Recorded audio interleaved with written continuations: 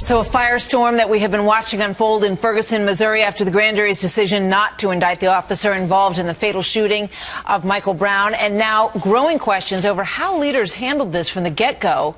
Here's Missouri's Governor Jay Nixon hours before the verdict was revealed. Together, we are all focused on making sure the necessary resources are at hand to protect lives, protect property, and protect free speech. But the governor's appeals for calm fell on deaf ears, because here is what happened last night.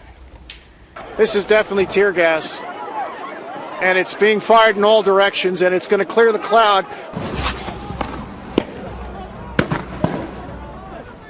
Dozens of businesses were burned and looted and destroyed. Gunshots, as many as 100, were heard in the streets amid fears that these violent protests may be far from over. Joining us now is Missouri's Lieutenant Governor Peter Kinder. Welcome back to the program, sir. It's good to have you with us today. Thank you.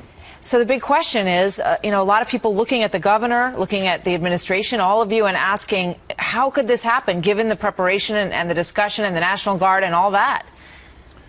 Martha, you know what? An executive differs from a senator or a member of Congress? You actually have to do something. It is not enough to stand at a press conference and mouth some lines that are prepared. You have to actually act. Now, what the vast majority of Missourians are asking this morning is, we see the National Guard rolling in this morning, and I saw Adam Housley a couple of hours ago point to the bus that brought them in on your air, and he asked the question all Missourians are asking: where were they last night? The law-abiding citizens and business owners and taxpayers of Ferguson and the St. Louis region have a right to ask this governor to answer some questions. And I'm going to put one question out there that the media must put to him. He declared a state of emergency almost a week ago and mobilized the National Guard. And then they were kept away at the crucial time while Ferguson burned. Why were they kept away? Now, my question is... Do you know that to be a fact? Well, we know that they were kept away because they did not come in and stop that from the get-go. They were deployed at other parts of the St. Louis region. In the city of St. Louis, Mayor Slay had them at a couple of different a couple of dozen different locations, I'm told, maybe other parts of St. Louis County. Why were they not in there at the first sign of an overturned police car or a smashed police car window with a show of force that would have stopped this? And here's my question that the governor must answer. Is the reason that the National Guard was not in there because the Obama administration and the Holder Justice Department leaned on you to keep them out? I cannot imagine any other reason why the governor who mobilized the National Guard would not have them in there to stop this before it started.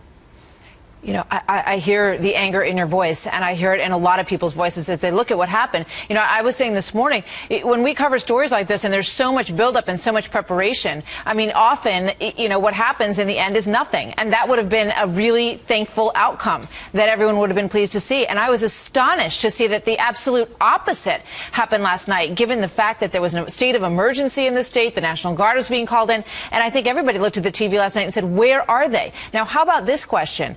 9 o'clock last night, I mean, in the middle of the evening, when those groups had been waiting and waiting in the streets for this decision to come down, do you think that that was a wise decision, and why do you think that happened so late in the evening?